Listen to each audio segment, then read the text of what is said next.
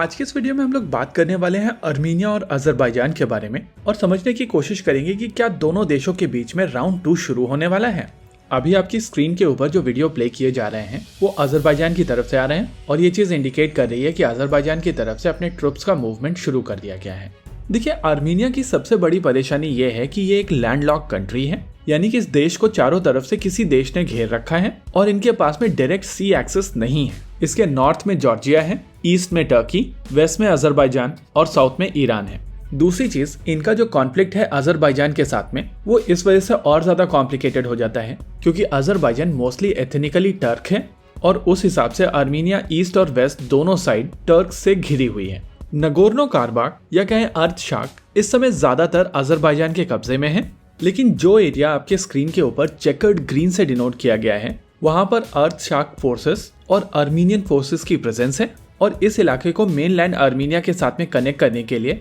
लेचिन corridor का प्रयोग किया जाता है। साल 2020 के बाद में इस एरिया को रशियन पीस कीपर हैंडल कर रहे थे, लेकिन पिछले कुछ समय से अजरबैजान की तरफ से अलग अलग तरीके से इस कॉरिडोर को ब्लॉक करने की कोशिश की गई है। इस कोशिश के दौरान अजरबैजान काफी ज्यादा सक्सेसफुल रहा है और रशियन पीस कीपर्स यहाँ पर पूरी तरीके से फेल हुए हैं। अर्मीनिया में माना जा रहा है कि रशियंस ने अजरबैजान के साथ में एक डील साइन कर ली थी और इसी वजह से वो लोग उनकी यहाँ पर मदद नहीं कर रहे थे। अर्मीनिया इस चीज को लेकर इतना ज्यादा नाराज है कि वो लोग कलेक्टिव सिक्योरिटी ट्रीटी ऑर्गेनाइजेशन यानी कि CSTO, जो कि रशिया की एक ट्रीटी ऑर्गेनाइजेशन है, उससे अनऑफिशियली बाहर आ चुके हैं और उनका जो परमानेंट रिप्रेजेंटेटिव था उसको भी वापस बुला लिया गया है। इनफैक्ट उसके कुछ बाद रशिया के कुछ और डिप्लोमेट अर्मीनिया पहुंचे थे जिनको वापस भेज दिया गया था। ओवरऑल ये चीज दिखाती है कि अर्मीनिया रशिया से काफी ज्यादा नाराज है और वो ये चीज मानकर बैठे हैं कि इस कॉन्फ्लिक्ट के दौरान रशिया ने उनकी कोई भी मदद नहीं की है। इस समय एक सेक्शन ये भी मान रहा है कि क्योंकि अर्मीनिया CSTO से बाहर निकल रहा है,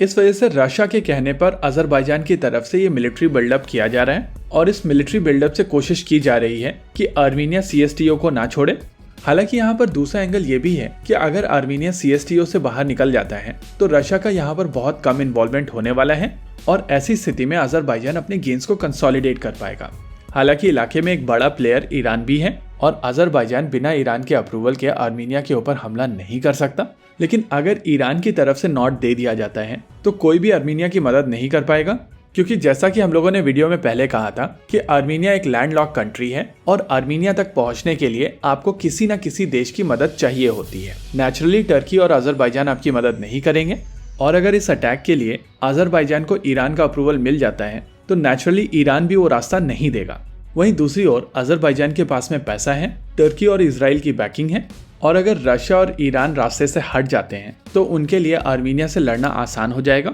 रही बात अर्मीनिया की तरफ से जो वेपन सिस्टम्स इकट्ठे किए गए हैं तो उनको लेकर डिलीवरी कुछ ही समय पहले हुई है और नेचुरली इन वेपन सिस्टम्स को पूरी तरीके से ऑपरेशनलाइज करने में और पूरी ट्रेनिंग करने में थोड़ा समय लगेगा। इसके अलावा यहाँ पर यह भी क्लैरिटी नहीं है कि क्या अर्मीनिया की तरफ से एयर डिफेंस कंपोनेंट्स को अपने बेड़े में शामिल किया गया था या नहीं, लेकिन एंटी ड्रोन कंपोनेंट्स अभी तक अर्मीनिया को डिलीवर नहीं किए गए हैं और इसी वजह से ये देखना काफी इंटरेस्टिंग होगा कि क्या एक्चुअली ये कॉन्फ्लिक्ट आगे बढ़ेगा और अगर ये आगे बढ़ता है तो चीजें किस तरफ मूव करेंगी। इसी के साथ आज के इस वीडियो में रखते हैं केवल इतना ही। वीडियो को अंत तक देखने के लिए धन्यवाद। देखते रहिए कॉन्फ्लिक्ट एक्स। जय हिंद।